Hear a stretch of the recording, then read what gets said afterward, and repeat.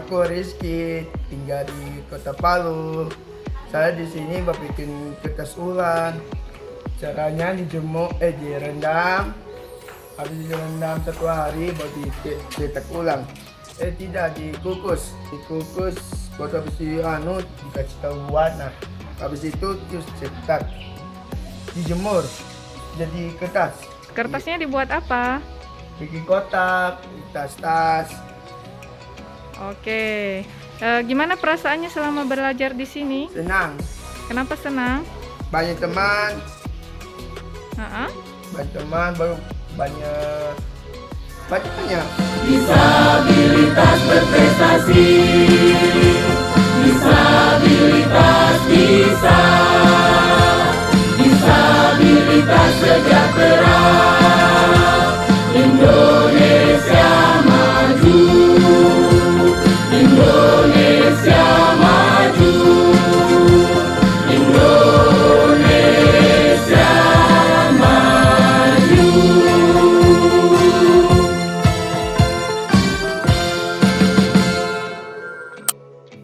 Assalamualaikum warahmatullahi wabarakatuh. Perkenalkan, saya Amelia Kristi, saya calon perawat di Lokaminaula Kendari. Di sini saya akan menyampaikan materi terkait keterampilan dasar pekerjaan sosial.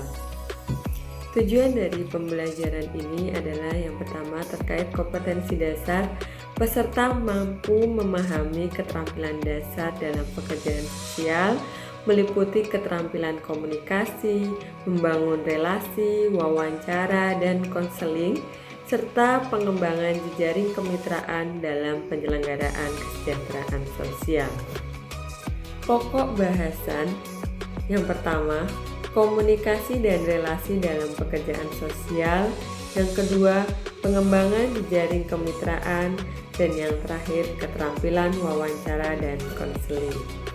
Indikator keberhasilannya yang pertama yaitu mampu memahami esensi komunikasi dan relasi, mampu memperagakan keterampilan wawancara dan konseling, dan mampu menjelaskan tentang pengembangan jejaring kemitraan dalam pekerjaan sosial.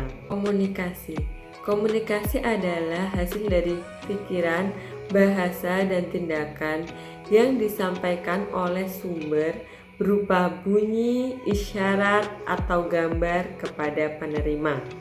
Komunikasi sendiri secara umum adalah proses penyampaian informasi dari sumber pada penerima dengan menggunakan saluran media yang dipahami dan saling memiliki kesamaan makna. Sedangkan pengertian relasi adalah komunikasi antar pribadi atau interpersonal communication dalam konteks sosial untuk menyesuaikan diri dengan orang lain melalui peran.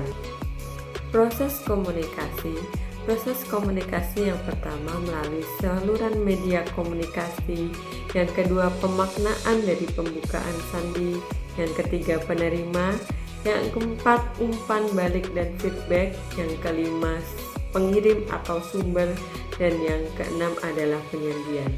Sedangkan komunikasi persuasif dalam pekerjaan sosial yang pertama yaitu persuasif berasal dari kata persuasio dalam bahasa Latin yang artinya bujukan atau rayuan. Persuasi adalah kegiatan psikologis seperti halnya koersi. Keduanya memiliki tujuan yang sama yaitu merubah sikap, pendapat maupun perilaku orang lain. Wawancara merupakan pertukaran informasi secara sistematis dengan pandangan ke arah yang lebih jelas untuk memecahkan masalah, peningkatan perkembangan strategi perencanaan bagi tindakan yang ditujukan untuk perbaikan kualitas kehidupan manusia. Kegiatan konseling dilakukan oleh pekerja sosial sebagai konselor dan berupaya untuk memfasilitasi, mengajarkan, dan mendukung kepada klien sehingga klien memiliki kemampuan, keyakinan, serta keterampilan untuk membuat pilihan yang sehat dan produktif serta membuat alternatif pilihan lainnya. Prinsip dalam melakukan jejaring kerja dan relasi. Yang pertama, harus memiliki kesamaan visi dan misi, adanya kepercayaan dan trust, saling menguntungkan, efisiensi dan efektivitas, komunikasi timbal balik, dan komitmen yang sangat kuat. Tujuan dari jejaring kerja yang pertama yaitu meningkatkan partisipasi pemangku kepentingan, dalam hal ini stakeholder, dalam penanganan masalah sosial. Yang kedua yaitu meningkatkan akses terhadap sumber untuk mengatasi masalah. Yang ketiga, membantu mengembangkan beragam kemampuan untuk mencapai tujuan dan pelaksanaan tugas secara optimal. Dan yang terakhir, menyatukan bakat, potensi, kemampuan baik individu, kelompok, dan jajaran organisasi sehingga tercipta kemampuan bersama yang besar bersinergi dengan program-program yang lain.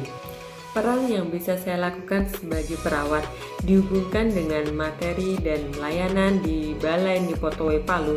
Yang pertama, saya mampu memberikan pelayanan kesehatan bagi penerima manfaat dan penerima layanan.